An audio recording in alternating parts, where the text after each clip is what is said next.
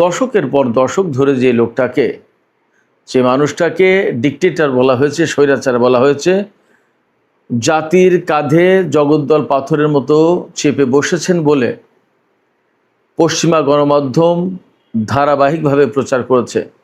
সেই মানুষটি শাহাদাতের পর জানা যায় এই যে জনসমুদ্র উপচে পড়া ভিড়, এখন তার হত্যাকারী মার্কিন প্রেসিডেন্ট ডোনাল্ড ট্রাম্প এবং ইসরায়েলের প্রধানমন্ত্রী বেনিয়ামিন নেতানিয়াহু, সাথে পশ্চিমা গণমাধ্যম কি বলবে এখন?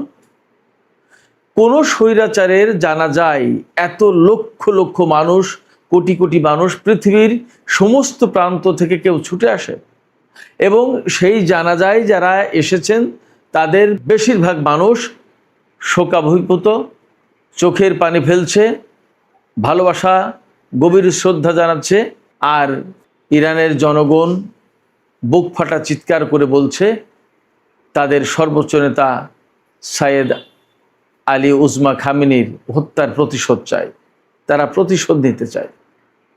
এই যে কান্না, ভালোবাসা, শ্রদ্ধা, বুক চাপড়ানো আর্তনাদ এবং প্রতিশোধের আগুন তাদের অন্তরে দাউ দাউ করে জ্বলছে।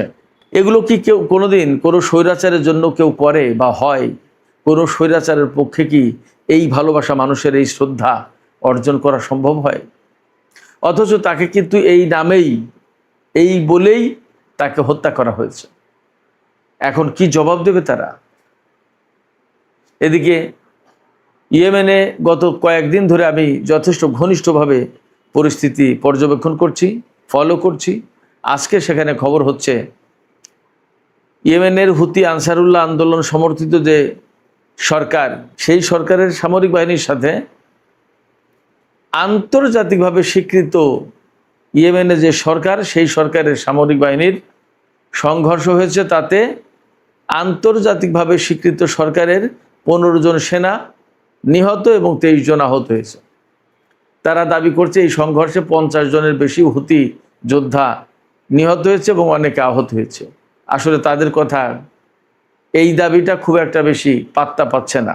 তাহলে ইয়েমেনের পরিস্থিতি কি আবার নাজুক হয়ে পড়ছে? আবার মারামারি, সংঘর্ষ, যুদ্ধ, গৃহযুদ্ধ কি ছড়িয়ে পড়বে দেশটিতে? আসলে পরিস্থিতি কোন দিকে যাচ্ছে? সুপ্রিয় দর্শক, এই দুটো বিষয় নিয়ে আমি এখন বিস্তারিত আলোচনা করার চেষ্টা করব। আশা করি আপনারা শেষ পর্যন্ত সঙ্গে থাকবেন। আর ভিডিও ভালো লাগলে নিশ্চয়ই লাইক, কমেন্ট, শেয়ার করবেন এবং চ্যানেলটি সাবস্ক্রাইব করে সাথেই থাকবেন। দর্শক, চলুন বিস্তারিত আলোচনা করি। ইরানের সর্বোচ্চ শহীদ নেতা আয়াতুল্লাহ আলী খামেনির জানাজা অনুষ্ঠিত হলো আজকে। আগামীকাল তেহরানে শোক মিছিল, তার পরের দিন কোমে জানাজা, তারপরে চলে যাবে কফিন ইরাকের নাজাফ, কারবালা, বাগদাদ, এই সমস্ত শহরে তার নামাজে জানাজা অনুষ্ঠিত হবে। সেখান থেকে কফিন চলে আসবে ইরানের উত্তর পূর্বাঞ্চলীয় পবিত্র নগরী মাশহাদে। মাশহাদ শহরে কফিন আনার পর সেখানে আবার জানাজা হবে, শোকানুষ্ঠান হবে। তারপরে 9 জুলাই তার দাফন সম্পন্ন হবে। কিন্তু আমরা এখন যা দেখছি, সর্বোচ্চ নেতার শাহাদাতের পর থেকেই এই পর্যন্ত মানুষ কখনো চুপ থাকলো না। সব সময় তার হত্যার বিচার চেয়ে রাস্তায় দিন রাত যাপন করলো ইরানের হাজার হাজার লাখ লাখ মানুষ। তার হত্যার বিচার চেয়ে এখন শোক মিছিল হচ্ছে, প্রতিবাদ মিছিল হচ্ছে, স্লোগান হচ্ছে। সেই স্লোগানে নেতৃত্ব দিচ্ছেন ইরানের বিপ্লবী নারীরা। দিকে দিকে একই কথা, সর্বোচ্চ নেতার হত্যার বিচার চাই, সর্বোচ্চ নেতার হত্যার প্রতিশোধ চাই। এখানে কান্না নয়, শোক নয়, নেতা হত্যার বিচার চাই। তাদের কথা একটাই। এবং ইরানের সর্বস্তরের মানুষ, ইহুদি, খ্রিস্টান, শিয়া, সুন্নি, জরাথ্রুস্ট, যে পর্যায়ের যে অঙ্গনের মানুষটা থাকুক না কেন, তারা সবাই সর্বোচ্চ নেতার এই শোক মিছিলে সামিল হচ্ছে, শোকের অনুষ্ঠানে সামিল হচ্ছে, তার প্রতি শ্রদ্ধা জানাচ্ছে, সম্মান জানাচ্ছে। একইভাবে সারা দুনিয়ার সমস্ত প্রান্ত থেকে মানুষ ছুটে এসেছে ইরানের বুকে। সর্বোচ্চ নেতার বিদেহী রুহের মাগফিরাত কামনা করছেন তারা, সর্বোচ্চ নেতার প্রতি সম্মান জানাচ্ছেন, সর্বোচ্চ নেতার প্রতি তাদের ভক্তি, ভালোবাসা, শ্রদ্ধা জানাচ্ছেন এবং তারা সবাই শোক প্রকাশ করছেন। অনেকে বলছেন, বিশ্ব নেতাদের অনেকেই বলছেন, সর্বোচ্চ নেতা প্রতিবাদ প্রতিরোধের উজ্জ্বল পথ তিনি আবিষ্কার করে দিয়ে গেছেন, বিশ্ববাসীর নেতা ছিলেন তিনি, বলছেন মানুষ এভাবে। একজন স্বৈরাচারকে কি কেউ এইভাবে এত সম্মান দেখায়, এত শোক করে কারোর জন্য, কোনো স্বৈরাচারের জন্য? এমনকি আমেরিকার কোনো প্রেসিডেন্টের জন্য এরকম কোনো এত মানুষ জড়ো হয়েছে, পৃথিবীর প্রান্ত থেকে ছুটে এসেছে? জর্জ আব্রাহাম লিঙ্কনের জন্য নাকি 2.5 লাখ মানুষ সমবেত হয়েছিল তার শেষকৃত্য অনুষ্ঠানে, সবচেয়ে বেশি নাকি এটা। কোথায় 2.5 লাখ আর কোথায় 2.5 কোটি, 3 কোটি? ইরানের সর্বোচ্চ নেতার প্রতি সম্মান জানাতে মানুষ ছুটে এসেছে। 2.5 লাখ মানুষের শ্রদ্ধা ভালোবাসা নিয়ে শেষকৃত্য অনুষ্ঠান যদি সম্পন্ন হয়, আর সেই মানুষ যদি গণতন্ত্রের প্রতীক হয়, তাহলে 2.5 কোটি মানুষ যে নেতার প্রতি সম্মান, শ্রদ্ধা, ভালোবাসা, ভক্তি জানালো এবং যার হত্যার প্রতিশোধ নেওয়ার জন্য মুহুর্মুহু স্লোগান হচ্ছে, সেই নেতাকে গণতন্ত্রের বা সেই নেতাকে মানুষের নেতা বলবেন, নাকি 2.5 লাখ মানুষের নেতাকে গণতন্ত্রের প্রতীক বলবেন? কে বড় নেতা? সবচেয়ে বড় কথা হচ্ছে যে ইরানের জনগণ দ্বারা নির্বাচিত, জনগণের প্রতিনিধি, জনগণের ইমাম ইরানিরাই নির্বাচন করেছে। ভালো মন্দ সেটা ইরানিরা দেখবে। এটা দেখার দায়িত্ব কি কেউ ডোনাল্ড ট্রাম্পকে বা নেতানিয়াহুকে দিয়েছিল? এখন যে সেই দেশের মানুষ এক বাক্যে সবাই বলা যায় সর্বোচ্চ নেতার প্রতি শ্রদ্ধা জানাচ্ছে, সম্মান জানাচ্ছে এবং তার হত্যার বিচার চাইছে, তার হত্যার প্রতিশোধ চাইছে, এই প্রত্যাশার কি জবাব হবে? সর্বোচ্চ নেতার রক্তের বদলা নেওয়ার জন্য যে সমস্ত মানুষ দাবি জানাচ্ছে, সেই দাবিকে কিভাবে অ্যাড্রেস করবে ডোনাল্ড ট্রাম্প আর নেতানিয়াহু? তাদের কাছে কি জবাব আছে এখন? ইরানিরা ঠিক এইভাবেই ভাবছে। কারবালার ময়দানে ইমাম হোসেনকে নির্মমভাবে শহীদ করার পরে যেমন এজিদের কাছে বা তার সাঙ্গপাঙ্গদের কাছে কোনো জবাব ছিল না, সর্বোচ্চ নেতাকে এইভাবে নির্মমভাবে শহীদ করার পর ডোনাল্ড ট্রাম্প এবং নেতানিয়াহুর কাছেও কোনো জবাব নেই। কারবালার সেই দিনের ঘটনা আর আজকের এই দিনের ঘটনার ভিতরে তেমন কোনো তফাৎ নেই। ইরানিরা এইভাবেই ভাবছে। ইরানিরা এইভাবে ভাবছে যে সর্বোচ্চ নেতা তার জীবন দিয়ে, তার শেষ রক্তবিন্দু দিয়ে সত্য এবং মিথ্যার ভেতর পার্থক্যটা দেখিয়ে দিয়ে গেলেন। খুব বাস্তব কথা হচ্ছে, সর্বোচ্চ নেতা বেঁচে থাকা অবস্থায় ইরানের মানুষ যতটা না ঐক্যবদ্ধ ছিল, তিনি শহীদ হওয়ার পর তার চেয়ে অনেক বেশি ঐক্যবদ্ধ হলো। সেক্ষেত্রে তার শাহাদাত মানুষকে ঐক্যবদ্ধ করেছে। শুধু ইরানের জনগণ কেন, সারা বিশ্বের মানুষ তো যেভাবে ইরানকে চিনলো, ইরানের সর্বোচ্চ নেতার প্রতি সম্মান জানালো, ইরানের সর্বোচ্চ নেতাকে চিনলো, ভালোবাসলো, তিনি জীবিত থাকা অবস্থায় কিন্তু এতটা ছিল না। এই প্রত্যেকটা ঘটনা ডোনাল্ড ট্রাম্প এবং নেতানিয়াহুর জন্য মেসেজ। তারা নিশ্চয়ই ইরানে এই যে জনসমুদ্র, মানুষের ঢল দেখে তাদের নিশ্চয়ই ঘুম হারাম হয়ে গেছে, তারা ঘুমাতে পারছে না। নিশ্চয়ই তাদের মিনিমাম বিবেক বলে যদি কিছু থাকে, তাহলে তারা বিবেকের কাঠগড়ায় এখন আসামি। তারা বিবেকের কাঠগড়ায় আসামি হোক না হোক, তারা এই ভয়টুকু পাচ্ছে, যারা আজকে ইরানের মাটিতে দাঁড়িয়ে, যারা ইরানের সর্বোচ্চ নেতার কফিন ছুঁয়ে শপথ করছে এই হত্যাকাণ্ডের প্রতিশোধ নেওয়ার, তারা নিশ্চয়ই ডোনাল্ড ট্রাম্প এবং নেতানিয়াহুর জন্য দুঃস্বপ্নে পরিণত হয়েছে। তারা সবসময় ডোনাল্ড ট্রাম্প এবং নেতানিয়াহুর পেছনে ছায়ামূর্তির মতো থাকবে। ডোনাল্ড ট্রাম্প এবং নেতানিয়াহু কখনো শান্তিতে থাকতে পারবে না। তাদের জীবনটা যাবে শুধুমাত্র এইভাবে হত্যাকাণ্ডের ভেতর দিয়ে। তারা কখনো হত্যাকাণ্ড থামালে নিজেদেরকে সেফ ফিল করবে না।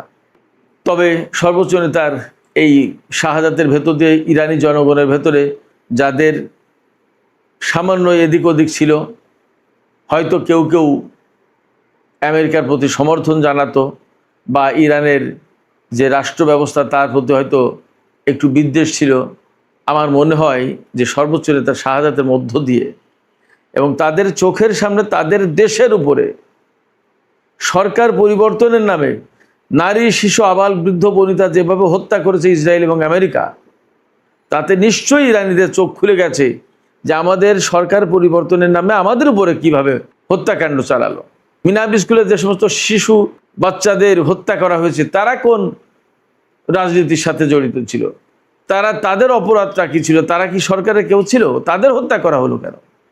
এইভাবেই তো যুগের পর যুগ আমেরিকার সামরিক বাহিনী বিশ্বের বিভিন্ন দেশে জনপদে জনপদে এইভাবে অভিযান চালাচ্ছে এবং রাষ্ট্রের পর রাষ্ট্র, জনপদের পর জনপদ ধ্বংস করে দিচ্ছে।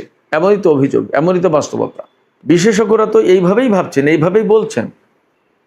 তাহলে আমেরিকা যদি গণতন্ত্র প্রতিষ্ঠার দাবি করে,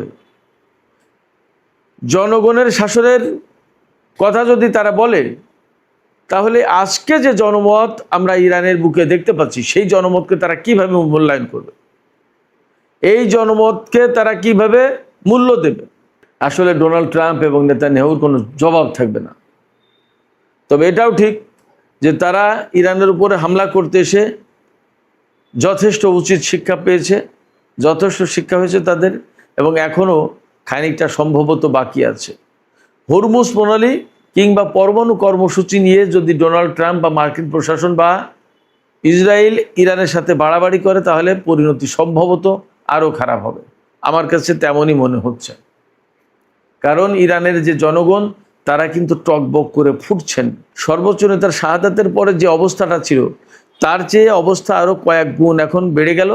প্রতিশোধের স্পৃহা এখন তাদের ভেতরে বেড়ে গেল এই কফিন, এই লাশ, এই জানাজা, এই শোক মিছিল থেকে। অতএব ইরানের সর্বোচ্চ নেতাকে হত্যা করার ভেতর দিয়েই সমস্ত সবকিছু শেষ হয়ে যায়নি। বরং আমি মনে করছি, বা বিশ্লেষকরা অনেকেই বলছেন, আমেরিকা এবং ইসরায়েলের পতনের হয়তোবা শুরু। অনেকে এরকমভাবে বলছেন। আমি যদিও ঠিক এইটা বলতে চাই না যে পতন শুরু, কিন্তু তাদেরকে আসলে অনেক খেসারত দিতে হবে, এ কথা ঠিক। দেখা যাক আসলে পরিস্থিতি কোথায় গিয়ে শেষ হয়। সুপ্রিয় দর্শক, এবার ইয়েমেন সম্পর্কে একটু আলোচনা করি। ইয়েমেনে আন্তর্জাতিকভাবে স্বীকৃত একটি সরকার আছে, আর রাজধানী সানা কেন্দ্রিক হুতিদের একটি সরকার আছে। যেমন গাজায় হামাসের সরকার ছিল, আর পশ্চিম তীরে মাহমুদ আব্বাসের সরকার। এই পশ্চিম তীরের একটু নরমপন্থী ইসরায়েলের সাথে সম্পর্ক রাখে, পশ্চিমাদের সাথে সম্পর্ক রাখে, এই সরকারকে আন্তর্জাতিকভাবে স্বীকৃত সরকার বলা হয়। ঠিক তেমনি ইয়েমেনের কপালেও একই ঘটনা ঘটেছে। সেখানে রাজধানী হুতিদের কন্ট্রোলে, কিন্তু আন্তর্জাতিকভাবে স্বীকৃত হচ্ছে এডেন ভিত্তিক যে সরকার, সেই সরকার। কারণ আমেরিকা, পশ্চিমারা, সৌদি আরব তার পক্ষে। যাই হোক, এই পশ্চিমা সমর্থিত সোকল্ড আন্তর্জাতিকভাবে স্বীকৃত সরকারকে যে সেনাবাহিনী সমর্থন দেয়, তাদের সাথে হুতি যোদ্ধাদের সংঘর্ষ হয়েছে। বার্তা সংস্থা এএফপি, ফরাসি বার্তা সংস্থা, এই বার্তা সংস্থার কাছে এডেন ভিত্তিক সরকারের একজন সেনাবাহিনীর কর্মকর্তা জানিয়েছেন যে হুতিদের হামলায় অন্তত 15 জন সেনা নিহত এবং 23 জন আহত হয়েছে। তিনি আবার দাবি করেছেন যে হুতিরাও 50 জন মারা গেছে, আরও অনেকে আহত হয়েছে। কিন্তু এই খবর ফ্যাক্ট হচ্ছে যে আন্তর্জাতিক গণমাধ্যমে হেডলাইন হয়নি। হেডলাইনটা হয়েছে যে আন্তর্জাতিকভাবে স্বীকৃত ইয়েমেনের সরকারের অনুগত সামরিক বাহিনীর 15 জন সদস্য নিহত আর 23 জন আহত। আর গত কয়েকদিন ধরে কিন্তু আমি বলছিলাম যে ইয়েমেনে অনেক কিছু ঘটছে। ইয়েমেনে ইরানের বিমান নামলো, সৌদি আরবের অবরোধ ভেঙে হুতিরা আবার সৌদি আরবকে হুমকি দিল, সৌদি আরব আবার হুমকি দিল। এরপরেই এই দুই পক্ষের ভেতরে সংঘর্ষ লাগলো। এই সংঘর্ষটা হয়েছে মূলত ইয়েমেনের পশ্চিমাঞ্চলে। ইয়েমেনের পশ্চিমাঞ্চলে আল হুদাইদা এই প্রদেশে। এটা কিন্তু একেবারে লোহিত সাগরের তীরবর্তী একটা প্রদেশ। এর সাথে কিন্তু সৌদি আরবের সীমান্ত রয়েছে। ধারণা করার যথেষ্ট কারণ আছে যে ইয়েমেনের ভেতর থেকে আসলে সৌদি আরব এখনও তার হাত গুটিয়ে নেয়নি, সে এখানে এখনও নানা রকমের খেলতামাশা করতে চায়। কিন্তু আঞ্চলিক যে পরিস্থিতি, তাতে তাদের হুঁশ হওয়া উচিত যে এই পরিস্থিতিতে তাদের কি করা দরকার। ভুল ক্যালকুলেশন করলে কিন্তু তারা বিপদে পড়বে এবং আঞ্চলিক পরিস্থিতি আবার ঘুরে যাবে। সে জায়গা থেকে আমি মনে করি সৌদি আরবের ইয়েমেনের সংকট সমাধানের ব্যাপারে একের জরুরি ভিত্তিতে সমর্থন দেওয়া দরকার এবং ইয়েমেনে যাতে এই ধরনের অভ্যন্তরীণ কোন্দলে নিজেদের সেনারা অপর পক্ষের সাথে গোলমাল বা যুদ্ধ করে যাতে হতাহতের ঘটনা না ঘটে সেই দিকে নজর দেওয়া উচিত, সেই ব্যবস্থা করা উচিত। অন্তত এখানে সৌদি আরব যদি একদম চুপ থাকে তাহলেও আমার মনে হয় যে পরিস্থিতি স্বাভাবিক হয়ে যাবে। তো সেক্ষেত্রে আমরা প্রত্যাশা করব আন্তর্জাতিক অঙ্গন এবং সৌদি সরকার সবাই ইয়েমেনের এই সংকট সমাধানের ক্ষেত্রে ইতিবাচকভাবে এগিয়ে আসবেন। সুপ্রিয় দর্শক, এখনকার আলোচনা এখানে শেষ করতে চাইছি। যাবার আগে আপনাদের কাছে জানতে চাই, সর্বোচ্চ নেতা, ইরানের সর্বোচ্চ নেতাকে যে ডিক্টেটর বলে তাকে হত্যা করা হলো, এখন যে জনসমুদ্র দেখছে, এই অবস্থায় ডোনাল্ড ট্রাম্প এবং নেতানিয়াহুর কি জবাব হবে? তারা কি জবাব দেবে? আর এই অবস্থায় ইরানের বিপুল সংখ্যক মানুষ প্রতিশোধের কথা বলছে। আসলে পরিস্থিতি কোথায় যাবে, কি হবে? আপনাদের মতামত জানিয়ে কমেন্টে লিখুন। আর ভিডিও ভালো লাগলে আবারও বলি, লাইক কমেন্ট শেয়ার করবেন এবং চ্যানেলটি সাবস্ক্রাইব করে সাথেই থাকবেন।